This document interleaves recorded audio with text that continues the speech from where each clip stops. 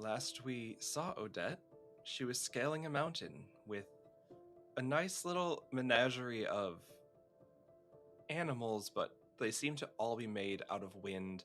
You can hear them and you can see the physical imprint that they let on the ground, but you just can't see them. Can't you can interact with them. You're just choosing not to because the one time it went poorly. But they seem to be giving you guidance as they lead your way to the summit. And what do you think Odette's doing? Odette is appreciating the beauty of the summit while they're walking, now that she's feeling safer and more at ease. And she's definitely reflecting on the kind of actions she's going to need to potentially take in the future, such as not acting impulsively at the first potential sign of danger, and trying to figure out where that balance would be of not being too relaxed but not being too on edge. But I think she's trying to just enjoy the peaceful nature of this climb currently, and her new companions, which she finds adorable. And yeah, as you're climbing, you're probably the closest you've ever been to the river above, and the constantly flaking little bits of dead magic falling like ash, mixing with the snow landing on the mountaintop. The snow doesn't seem to be coming from anywhere. It just seems to be part of this landscape. So whether it had once snowed here and it stayed, or a miracle happened to make it eternally snowy, or a curse that something or someone is frozen beneath it, is unclear. But you're in a spot where the river is slightly above you, dead, dying, but still beautiful, almost like the aurora. And as you reach the top, you see a small shrine, not a home or of any kind, nothing material that you could enter into, but more just like a plinth on the very top, where you see a creature made entirely of shifting winds and air, sitting and staring down at you.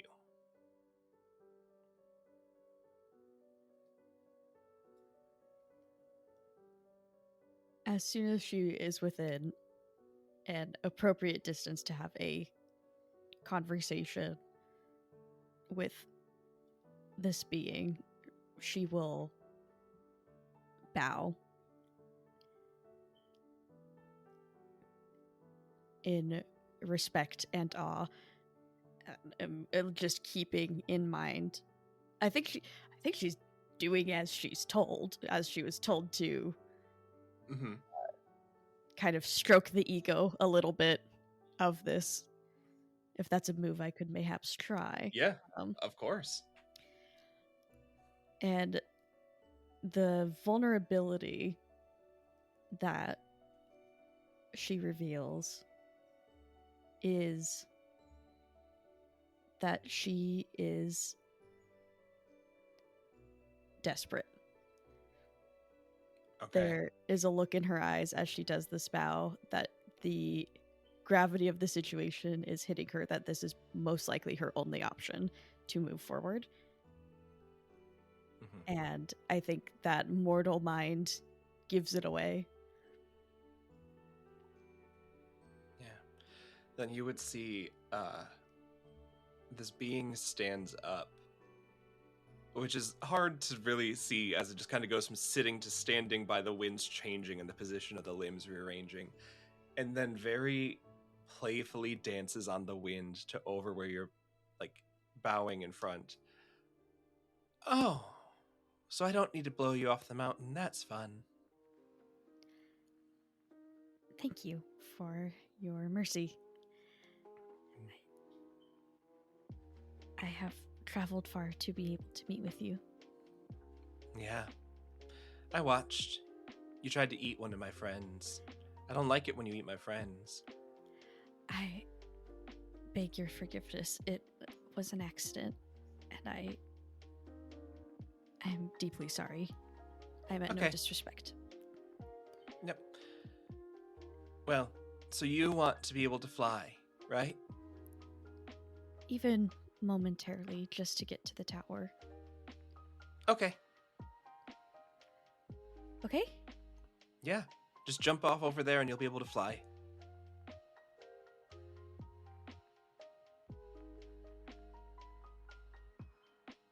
For like right now? Yeah, like right now.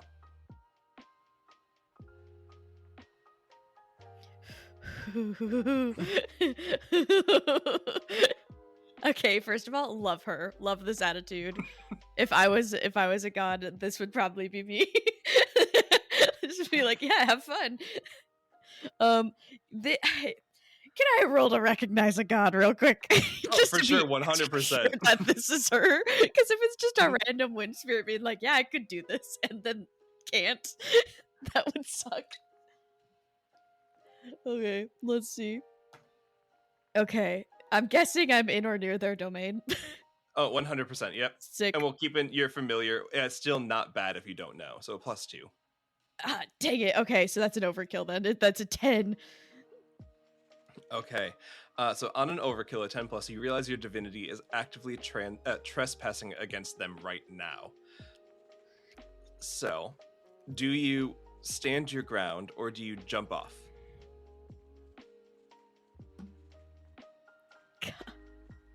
I don't think it's without hesitation. Mm-hmm. But she will say,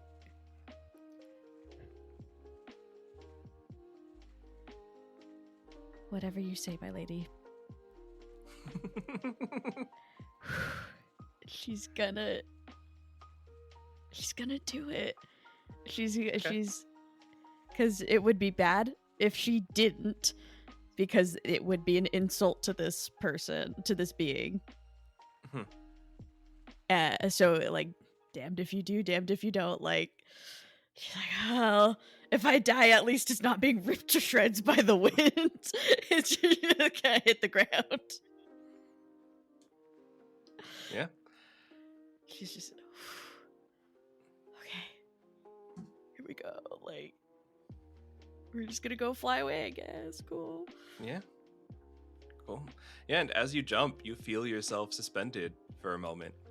You feel like you can fly.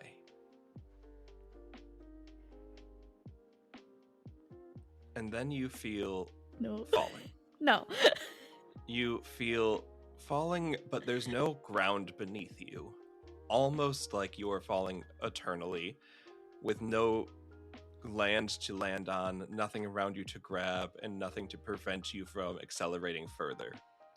Well, you really do whatever you're told, don't you?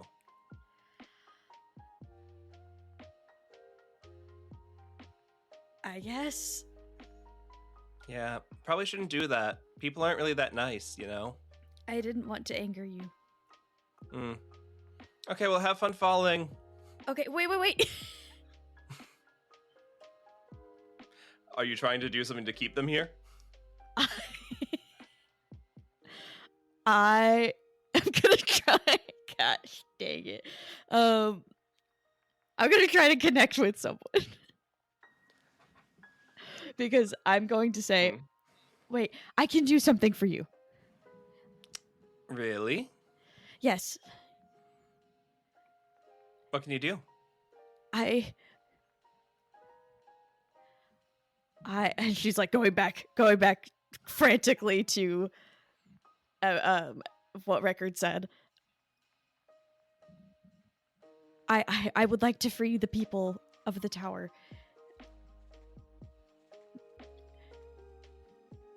And it seems like we might have some common ground with that, because oppression's bad, and also a giant tower is not good for you and what you do.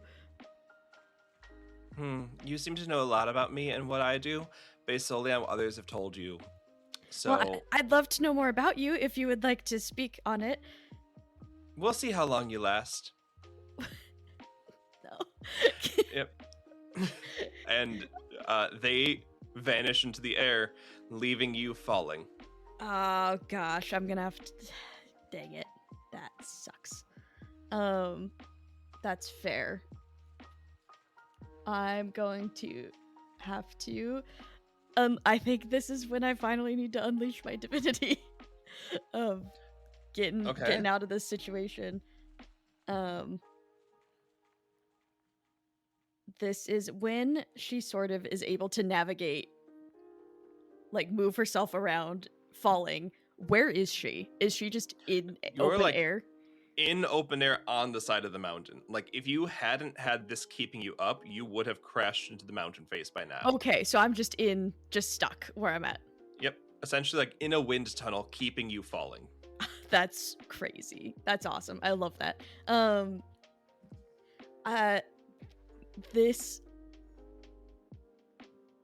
How this awakens for her is out of frustration. So I think she's there for a little while trying to like wait, like just bring me back and we can talk, like trying to convince someone to help her. And out of that frustration and desperation that grows and grows and grows, that pale blue glow intensifies and almost engulfs her as she almost like wrenches her way out of that wind tunnel and hopefully gets back to the mountain. I think I think for this it is potential that it is brief. Okay. Because it all she needed to accomplish was that, and I think this is the first time she's ever done this, and I think everything just like drains from her doing that. Okay. And since this is you spending your divinity, you can say, are you trying to like reject the premise of falling so you can land back up at the summit? Are you going to then crash below, or are you trying to like guide yourself safely somewhere in the middle? I would like to return to the summit because I need to speak with her and further this goal that I have. But clearly I was not interesting enough for her to pay attention to. Then yeah, as you like launch yourself divinely back up onto the summit, she's back up on her plinth and goes, huh, that's new. As the light sort of fades from her and like fades from her eyes, and she's just kind of like on the ground. I don't think any part of it, the ending of it, is graceful, and is once again having to like catch her breath from exertion. Now can we have a conversation? I mean, yeah, you're a lot weaker now, so if you try and do anything, I can just throw you off and you can't prevent it. Okay, cool. I appreciate your candor. Yeah. Hey, some people are going to lie to you, some people are going to try and kill you. I'm going to do both, so. Okay, let me make one thing clear. I don't want to die tonight or anytime soon. And I would like to help you. And I mean that. Mm-hmm. But I would. So you told me that you wanted to help me, but then you told me you wanted to help other people, which you said would maybe help me. But I don't really see how you helping a bunch of people that don't know that they need help is helping me. So what are you going to do for me? What do you want me to do for you? I don't know. What can you do? Well, I think you just saw something. Yeah, and now you seem like you're really tired. So if I tried to send you up against something worse, other than, you know, falling, you probably wouldn't succeed.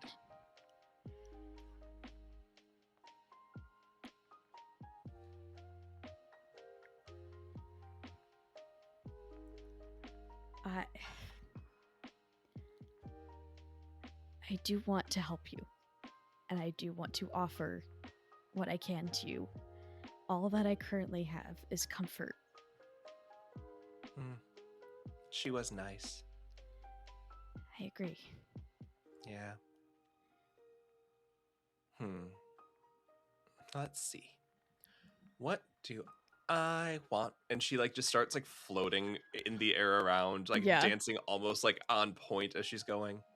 What I would want to do is not die in the God War. So if you could make it so that I can never die, that would be super cool and helpful. However, I don't know if you can do that because you can't even seem to stand up right now. So the other thing I would want is the river to come back because I'm tired of having to use my own resources when I used to be infinitely powerful. So there's that. I guess I also wouldn't mind absorbing one of the other gods. So if you could find a weak god and bring me them for me to consume so that I can take their domain and I could expand my own influence, that would be a huge power.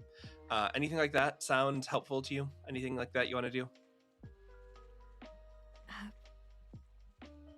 I mean, I'm sure the river is beautiful when it's working. I don't want you to die in a god war. Is there a god war? Are you all really that sheltered over there? I thought it was over. No. It's never ending, because even those of us who are smart enough to not get involved are now running out of power. And that means someone is going to have to steal it from somebody else if they want to keep going. The only way the God War ends is when everyone is dead, or we fix the river and build the cradle. But none of us can seemingly fix the cradle, so means that we're going to keep going until we're the only one left. Okay, that doesn't sound good. Wow, you are just as smart as they say you are. Huge congrats there. Thank you.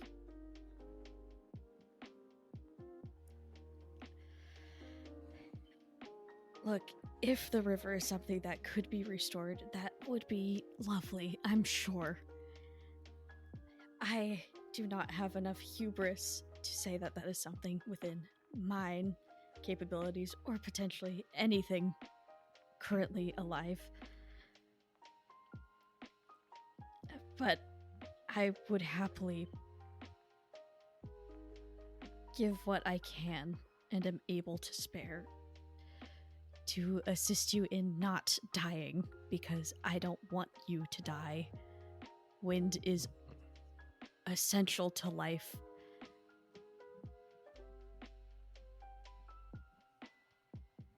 And do you think, this is an out-of-table question then, do you think you want to manifest a miracle then? I guess so. Yeah, because if you're wanting to give of the divine what you have, you can manifest a miracle sacrificing your power of respite from comfort and giving it to the god of winds. I think that's what I would do, because I had already offered it. Mm-hmm. And how that would manifest is a sort of warmth Odette hasn't noticed that she's had in this cold starts to fade, and it goes into, as she almost knows exactly in this moment what she needs to do, is she reaches into her bag and gets out the coal that is now an ember again. Mm-hmm. And that cold sets into her as the warmth goes into this ember, and she offers it to the goddess of wind. Huh. That's interesting. Okay. And almost as soon as she says okay, you can feel it like pulled out of you so that you do not have a chance to change your mind. This is gonna be nice. It's been a while since I was someone's favorite. And like on favorite, you feel like the cold wind around you turns to like a nice breeze, like a one that you'd get in the middle of summer that like revives you a little bit. Huh. So you've given me more, which is what I asked for. So I suppose I'll help you now, if it's interesting. So why do you want to free these people? Because they've been lied to. And you've been lied to? Yes, I and lied to you about jumping off the cliff, and you're not in a problem. their whole worldview is wrong. You could say that about anyone, though. I understand. But they've been stuck there their entire lives for generations, and they will all die if I don't help them. And I understand that that part might not be super interesting, but there is something there that no one can access. And I want to see what it is. Well, that's fun. And I do hate people being trapped.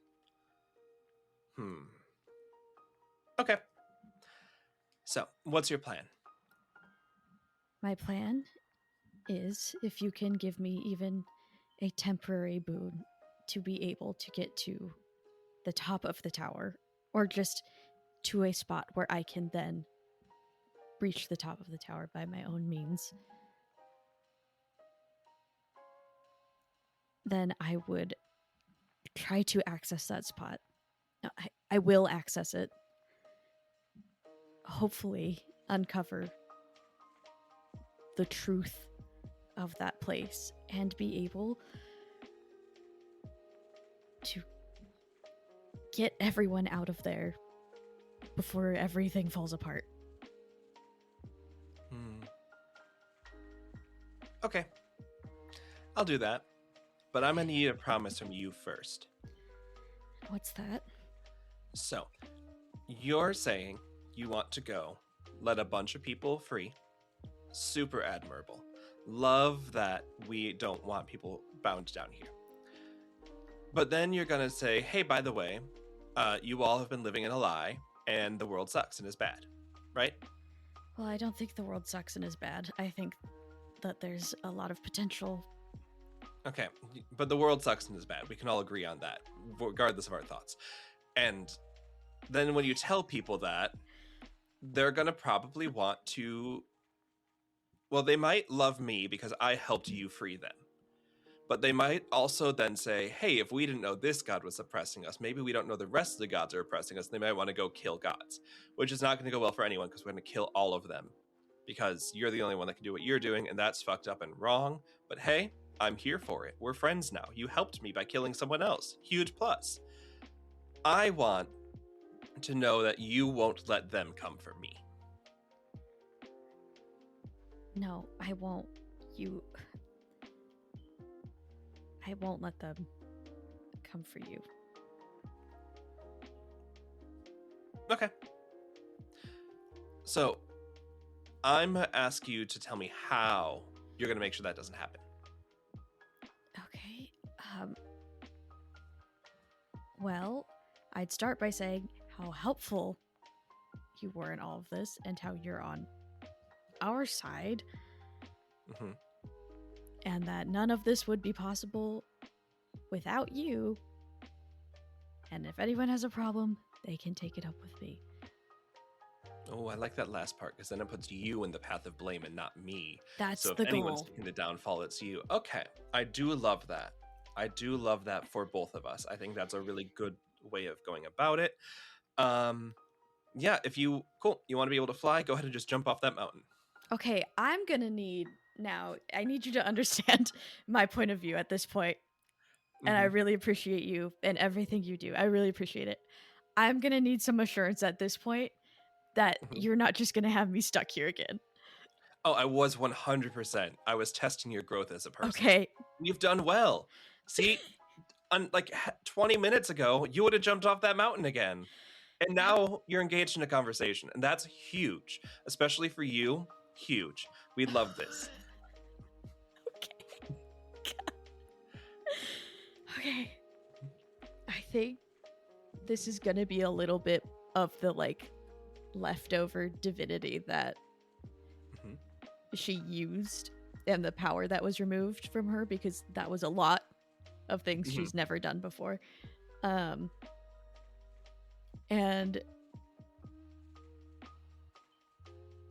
I think she's just stands up. I think she just says, I'm glad we could come to an understanding. Because if we couldn't, it would be very bad for you.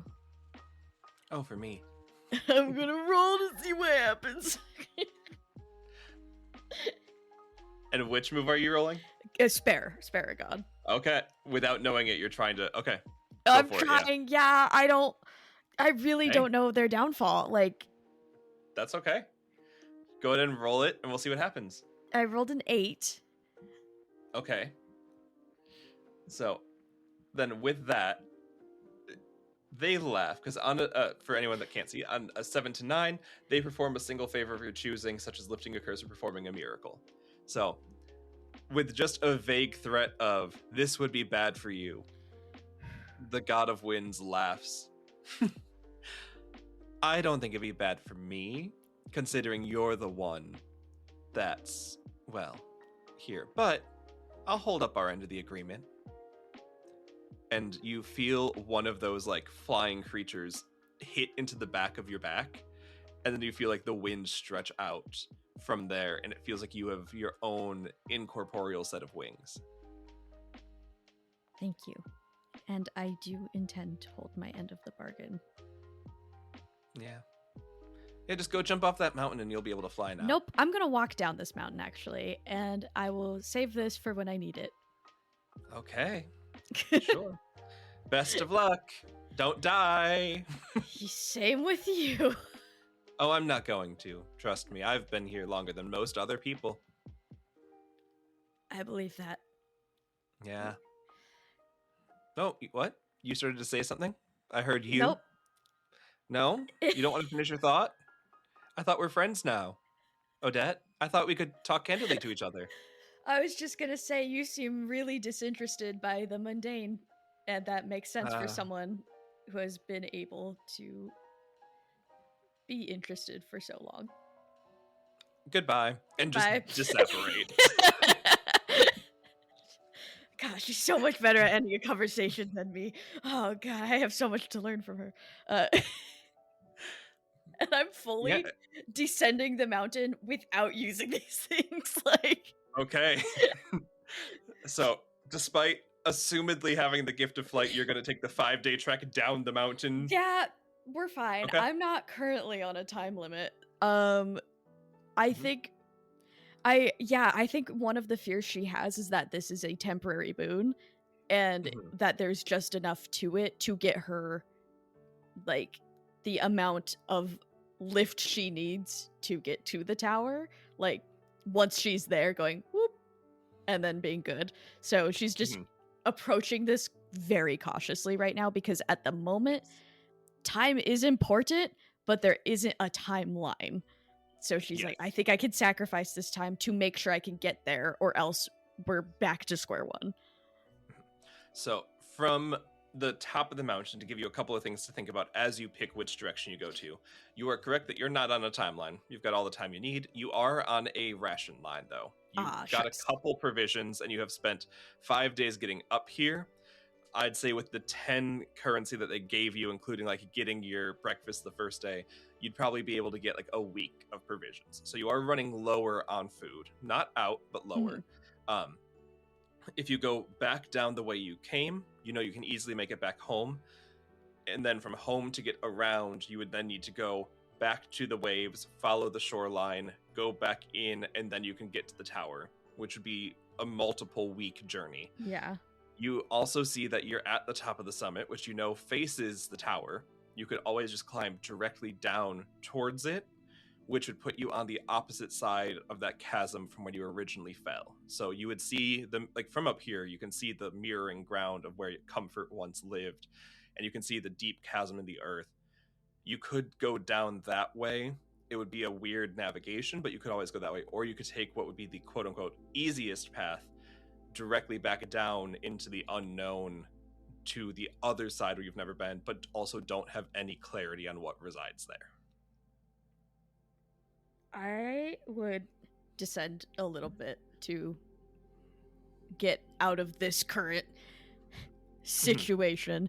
And then I would like to see if through the Wayfarer's Journal, if the garden is potentially on that unknown path, because that would be a good place to potentially replenish, and it is a place of respite, and replenish, recover, restock. See if that's something she could find. Based on the journal and also the studying of typography you did last time, you would assume it's somewhere down there.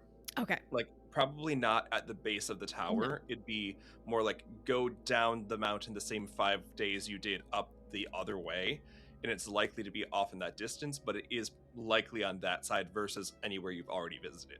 Okay, so it'll be on the unknown. Okay, perfect. I think that's where we'll go, because I want to see what this garden is, because I've heard about it twice now. So I would like to see what's up with that. Okay. Yeah, then you start making your way down. What is the consumption rate, knowing that you're at least 3, if not more, days of food missing? It's very little. Genuinely, probably just bare minimum at this current point. To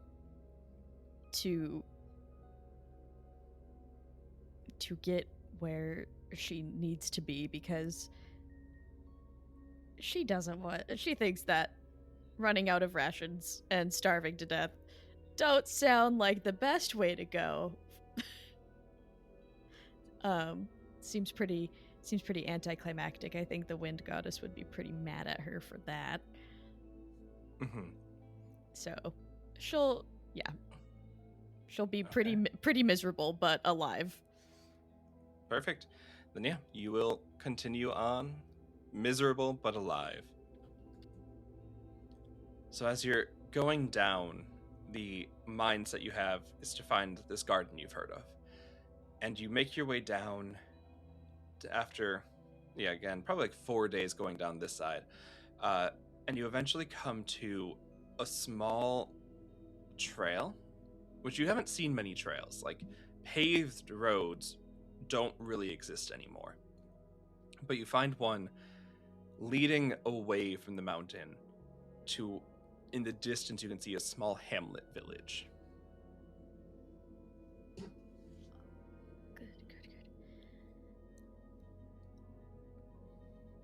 Odette will absolutely go towards that for any assistance at this point of at least restocking rations if available, and also the still in her state, the curiosity of, oh my gosh, there's more people. Just her brain still trying to wrap around that. Yeah, you make it to like a signpost which is fallen over and decayed beyond age, but if you run your hand on it, you can make out a couple of letters that seem to spell out Stillbank as the name of the town. Realizing there's a fallen, decaying sign, she's gonna actually listen and see if there's any signs of actual like life, if she's listening through. Yeah. As you listen, you can hear sounds of life, but they don't seem to be... what's the best way to say it? You can hear them, but they don't seem to be what you're looking for. Like, there's sounds of people, but there's no sounds of villages going. There's sounds of, like, celebration and conversation, but you don't see any of that happening anywhere. It's almost like your ears are deceiving you into hearing what you want to hear. Whoa. Okay. I need to find food, and so I am gonna kind of get up and wander in, eyes peeled, and seeing if when she moves towards a sound, if it gets louder, and moves away from it if it gets quieter, to see if there actually is a source to the sounds or if it's fully in her mind. Yeah. As you move in, it sounds like there's a small town, not town, a small building outside. You can see it off on the range that the sound seems to be coming from, despite the fact that the town seems empty.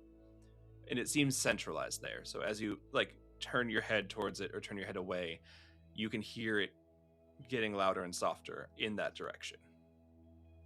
Okay. If I kind of peek into these buildings and stuff, anything, is there anything in there, from provisions to people, alive or dead? No people, but there are, if you wanted to take clothes and such, you could find some things of those in drawers, not as weathered by time because they've been preserved a bit. There's no food that would have survived this length. We'll say you find a skeleton or two. Okay. Mm-hmm. Oh, it's so eerie. This seems to be a path that the Wayfarer had gone on. I'm going to flip through these pages. To see if there's anything about this place, about Stillbank. Yeah. As you come back onto Stillbank, you see a recount of when the town was here. And you see reflections of people speaking of Aria's Glade, a spot off of the beaten path leading away from town where two people were able to discover the magic of unity and togetherness. And they seem to believe that this place is magically innate, tied to Aria, someone who lived there once more. He also talks about different ways that people in this town of Stillbank would tend to it. So nobody seems to have claimed the glade after their passing, but it keeps going.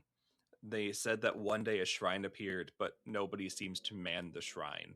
It seems like this spot is autonomously taking care of itself, but none of the people in Stillbank believed a god was taking care of it. Okay, and is this more information on perhaps this and the garden are the same thing, or this is a new place? The garden is not far from here. Got it. Okay. I'll try to see what this glade is. And she is cautious and afraid of whatever she's hearing, and does not want to investigate it at this point because she's learning. So as you get closer, the glade and the garden are the same thing. So as you get closer to investigate food, you will be closer to hearing those sounds. Okay. Yeah, just not actively going towards investigating that thing in particular. Got it. Okay. Then as you get up to it, you see that it's sprawling. Comfort's fields were dead. Not dead, but the wheat had bent over. There was no production there. Here it's green grass is flowing. There's a river that you hadn't even noticed etched through town, that it's so dried up that the water here is still natural and flowing through this grass. There are just endless fields of flowers that have shrubs and things. Often of them have berries, and there's just plants, living plants, several of them that you could turn into food, such as a wheat, some grains, but also apple trees, orange groves. There's actual sustenance here, seemingly removed from time, as though nothing in the cradle has destroyed it.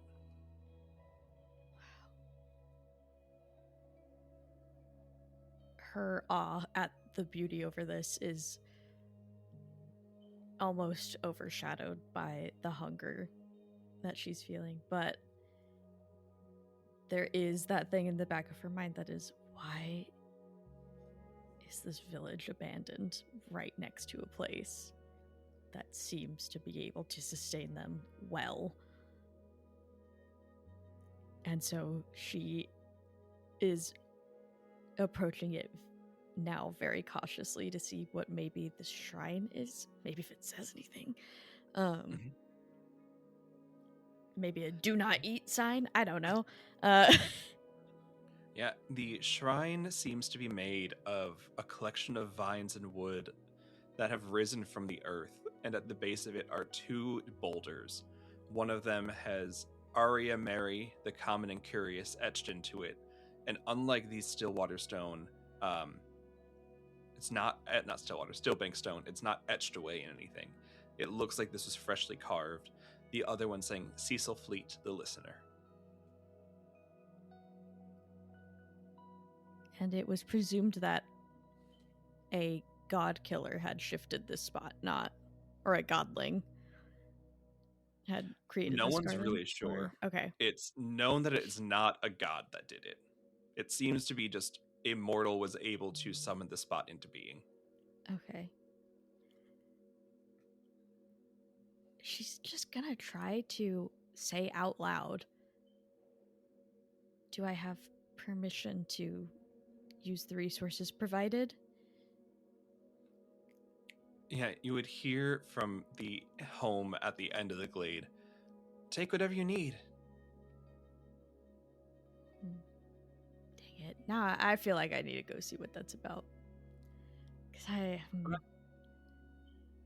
I'm just afraid it's going to be like a big ghost that's like, take what you need and then you can join us for this party. Yeah. As you get closer to the home, walking slowly, it seems to be just two people's voices. It sounded a lot more distant because there was music and there's voices, and it just seems to be two people having a day together inside this home.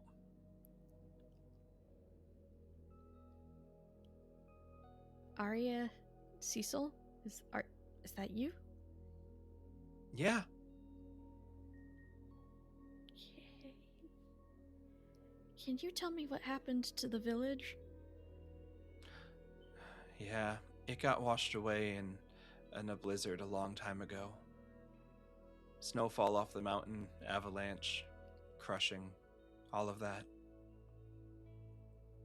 Is that what the village looked like? Like that could have feasibly happened to the people there? No. Yeah. Like, it looks as though it was abandoned. Yeah. You haven't seen a lot of, like, avalanche falling and all, but it wouldn't be... Like, the amount of structure remaining there would not have been sustained if snow had come down. No, can you try that again? That's the last thing I remember happening to it. And what did you do to create such a beautiful place? Oh, I just told the flowers I loved them. You're just... Okay. And it seems like presumably Arya is the only one that's spoken so far, or the... Correct. Yep. Because Cecil's the listener.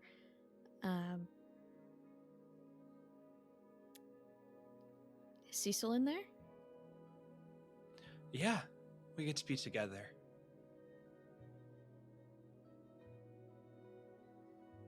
Oh, no. That doesn't sound good. That sounds bad. That's... Hey, do you mind if I come in? Not at all. Okay, all right.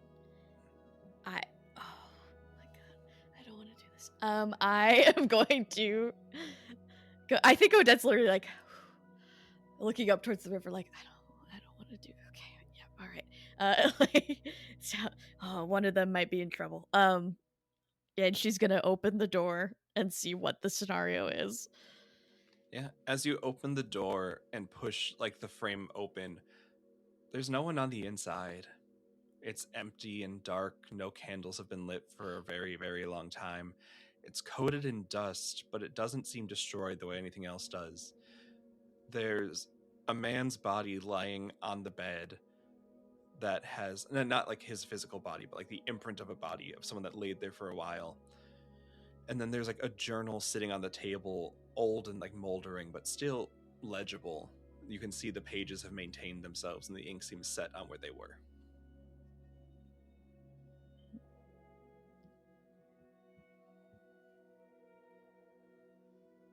gonna look around and then reach out and open this journal. As you open it, the first page that you're able to come across that still is intact, like not all of the pages that are there, but there's a few.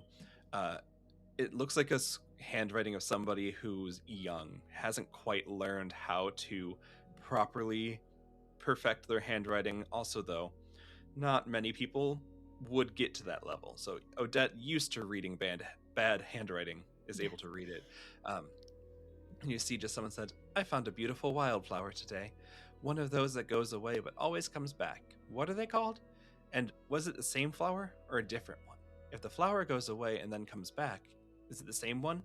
I'm sure there's someone who could tell me. A botanist or a wizard or someone that knows science and stuff. A nature talker could ask it and tell me druidically.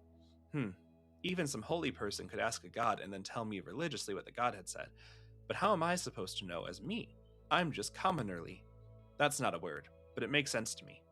All I know is that they die and then they come back. They remind me of those stories about firebirds, the phoenix. Their colors are bright and fiery too. I'm sure it already has a name, but I'll call it a phoenix reed, because it's so thin and tall and bright, and when I see it again tomorrow, I'll ask it if that's okay that I call it a phoenix reed. It may also ask what name I can give it, but what should I say? Normally, you need some sort of like title or office or something like that. Perhaps I can simply be me. Maybe me is enough. I'll answer, I'm Aria, the common but curious, who loves all common things and makes life beautiful. And that will have to do.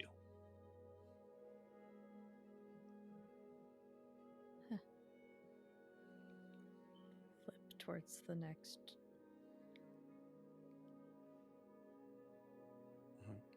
The next one is in a very different handwriting.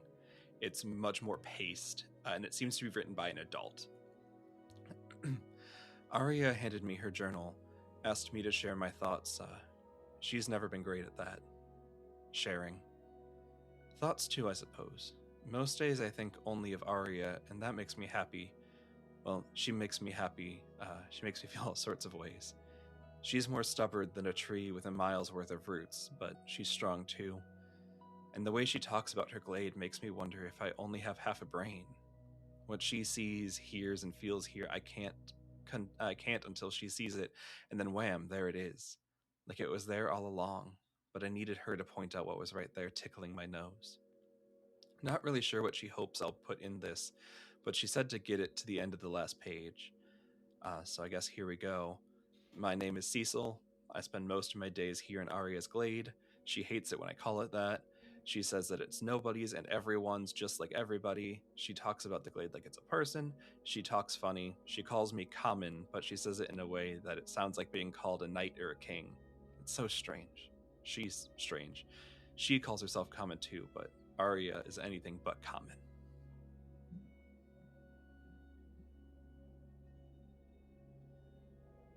She is Then lost in this. Then you would see one last one as though the journal hadn't been used for a while, and then turns to the last page of the book. It's been a full year since a flower was last seen in Aria's glade. I think it misses her, mourns her as deeply as I do. Spring arrived, but no life entered here. Even the sunlight felt thin and tried to recede as if the air was choked and difficult to breathe. It's just your grief, our friends say. But I had learned to listen finally. To Aria. To the glade. And we're both grieving her. So for a year I consoled her love, tended to the fringes, churned the soil, fed the land with my sweat. And when I weep here for her, it's strange, but the sky always weeps with me, and our pain expressed brought rain and hope for life anew.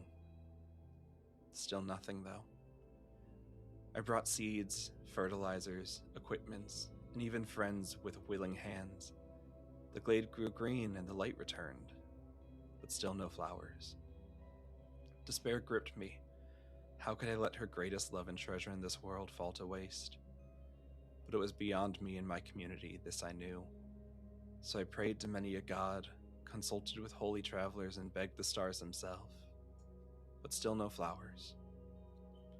Then I rediscovered her journal. I pored through the pages, every day reading them to the grass and the tree shoots, the weeds. I found a patience and gentleness with my desperation. When I found Arya again in her written word, the desperation waned. God's how I miss her. Then I began to speak with the glade, much as she once had done, speaking to it as a friend, as someone who understands. And now it's been a year, and we've shared that pain together. A year since the vibrancy and color of our world was stripped away. And what do I see outside today but her favorite of the wildflowers, the phoenix reed, stretching to meet the golden sunlight in the very center of the glade. Rest, my common Arya. Your glade and I miss you terribly, but we'll continue to bloom until we meet in whatever form we find ourselves after this mortal run. I love you.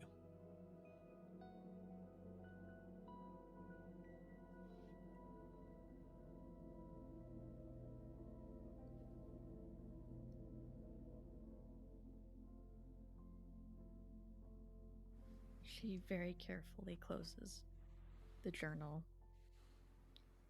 and for the first time in her journey of discovering and keeping these kinds of things, she very gently, as if it's the greatest treasure in the world, sets it back down where it was.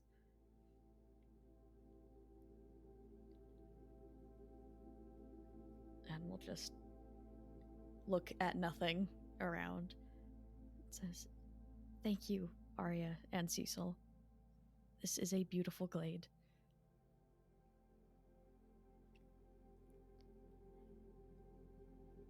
And she will walk out of this spot and very carefully she's going to take one thing and see what happens. Because I'm scared, and she's scared because of what happened with Comfort. Yeah, do you think it would be like some of the fruit or a wildflower, a grain? She's not going to take anything she doesn't need, because that was explicitly said. You can take what you need. So I think she will pick a fruit and see what happens. But like the wildflowers and stuff, I think she would absolutely observe them and appreciate them. She's not going to pick them. And yeah, as you walk outside the house again, you hear, as though from inside, the celebration the two of them are having continuing on. The one that you saw no signs of when you were inside yourself. And walking out to the fruit trees, are able to pick one, and as you pick it, nothing untoward happens. It's solid. It smells very fresh, almost like it has rain on it and it's ready to be clean, but nothing bad happens. Thank you. And she will restock only what she needs, what she would need for sustenance, and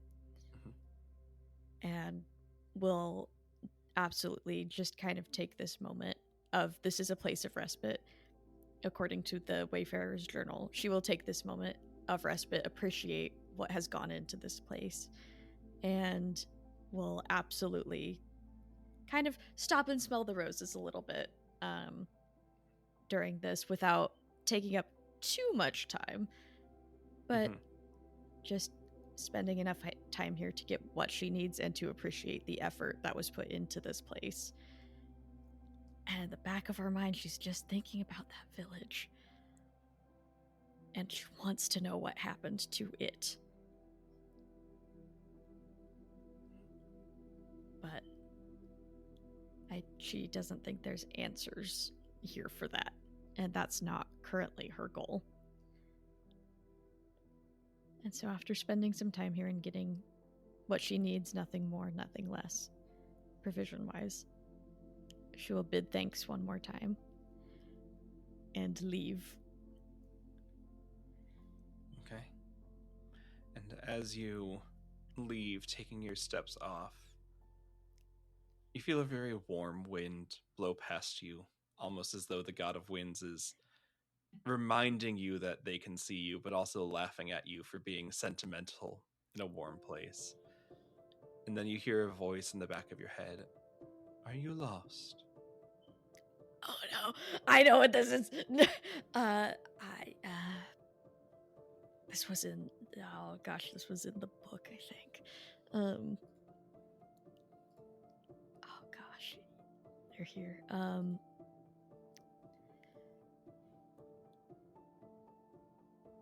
That makes the hair on the back of her neck like stand up, because she had heard that the trickster god would show up if one declares themselves lost.